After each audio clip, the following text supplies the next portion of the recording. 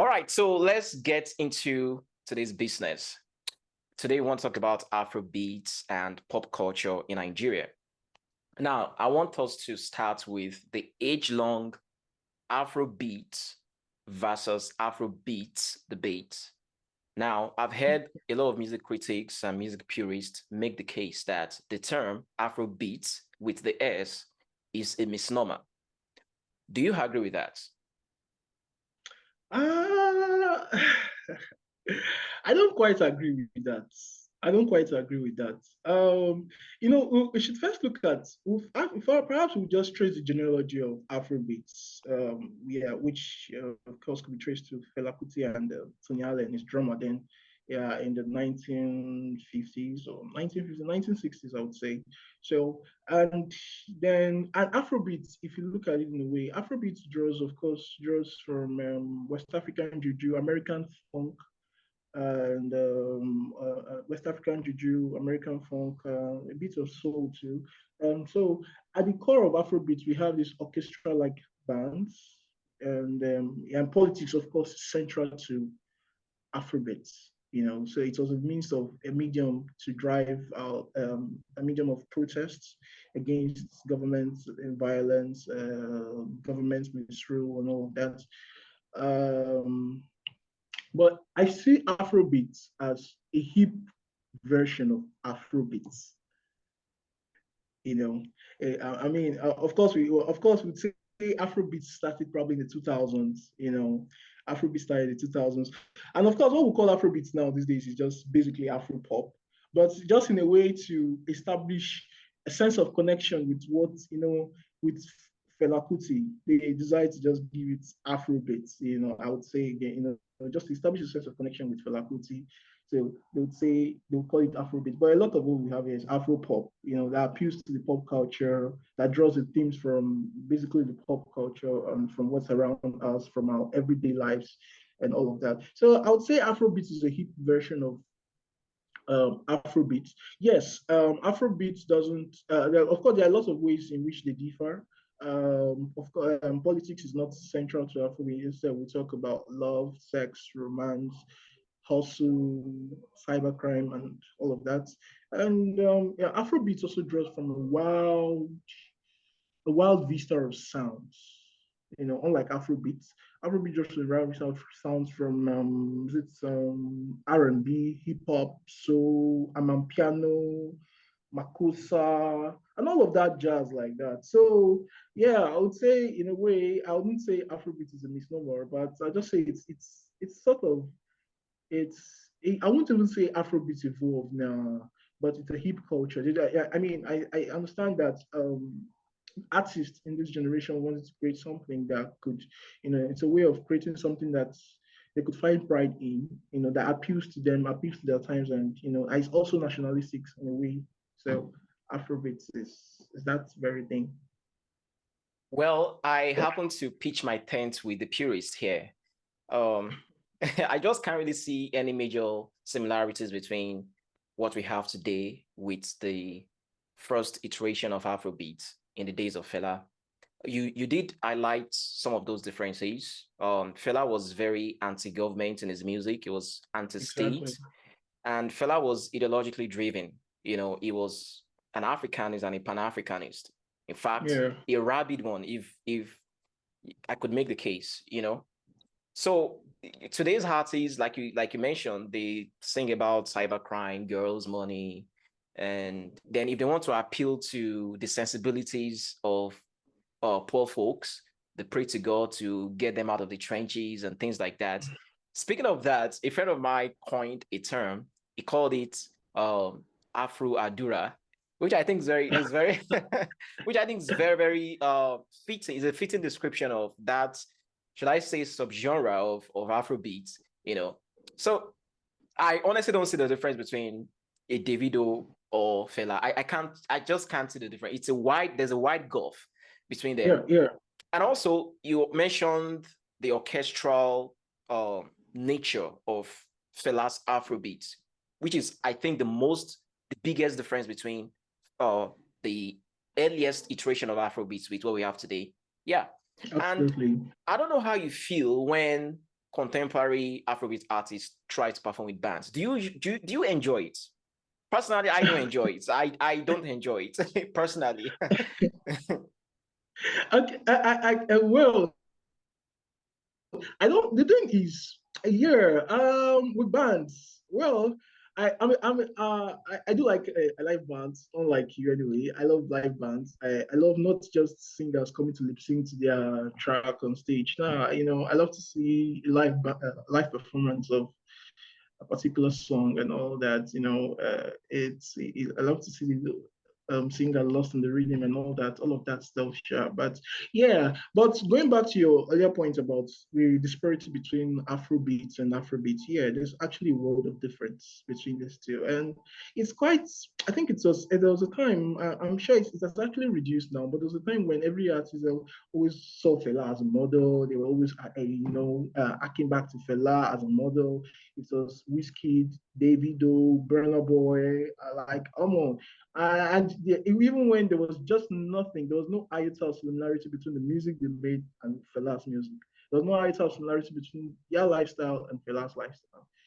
So as I said earlier, I just feel like Afrobeats was just a means for new generation artists to establish a connection with the original roots of Afrobeats.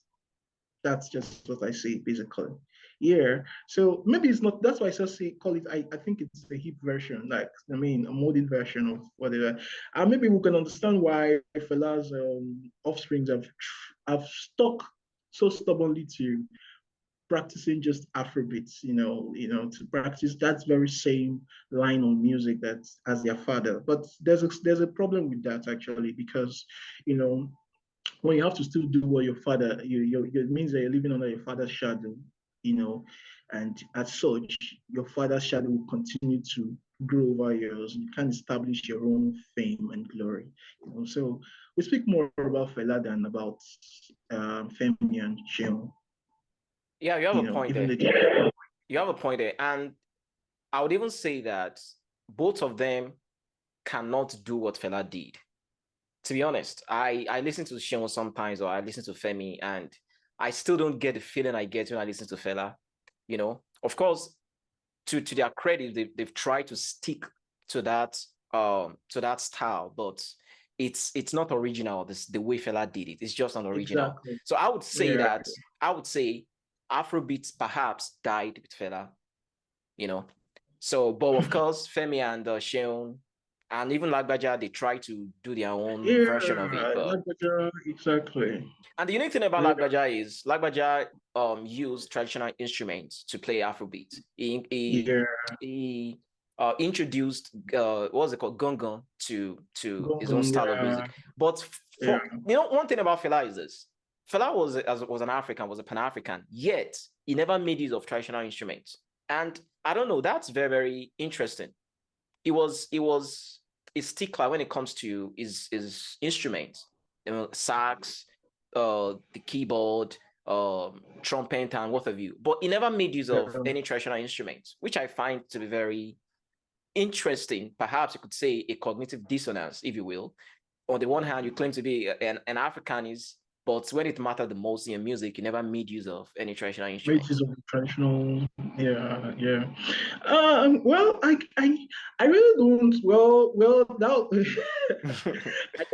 I can't see to Fela's mind to know why he did that, but I would say maybe who knows. I mean, if when he started music, he wasn't even doing this Afro beats. Absolutely. He was doing.